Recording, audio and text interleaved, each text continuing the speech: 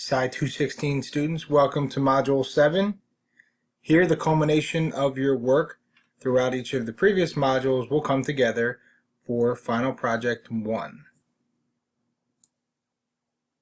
So if you've been keeping up with the work throughout the term, this is where you're going to integrate it all into one coherent piece. You're going to use the Module 3 literature reviews, the Module 4 gap and research question worksheet, and the Module 5 research design. And you're going to put all of that together and synthesize it into a coherent research design paper. The Final Project paper template can be found in the Module 7 folder. It's a Word document, this Word document that you see here, and you'll use this to guide you through the process of putting all the pieces together. All you have to do is remove the text and type over the text as you go through. There's also guide information throughout this document, as you will see, which will provide more depth and explanation as to which aspects of your previous work will be filtered into the corresponding sections. You will remove this text and replace it with your own text, the pieces of your research design that go in each section. Be sure to include all of the necessary elements that are outlined here and on the Final Project 1 milestone guidelines and rubric document.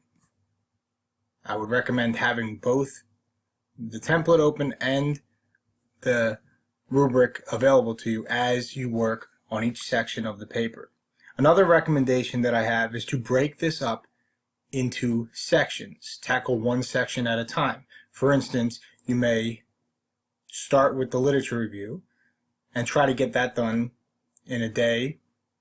Then, after you've completed the draft of the literature review section, move on to the research design, and finally the conclusion. You're going to use the feedback that was provided on all of your submissions and within the discussion forum from not only your instructor but your peers to strengthen your final product. The final product, the final paper, should be a polished 4 to 6 page document, not including the title page and the reference page. Also, remember to use APA formatting throughout. 12-point Times New Roman font, 1-inch margins, and double spacing. The great news is this is already done for you if you don't change any of the formatting on this template. Another recommendation is to get started as early as possible. If you break this up into components and make it more manageable that way, you can ask any questions that arise as you get started.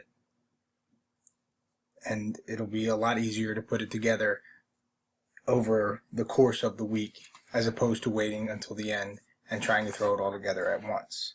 If you have any questions, feel free to email your instructor, and be sure to review the guidelines and rubric document along with the template as you work on this project. Good luck.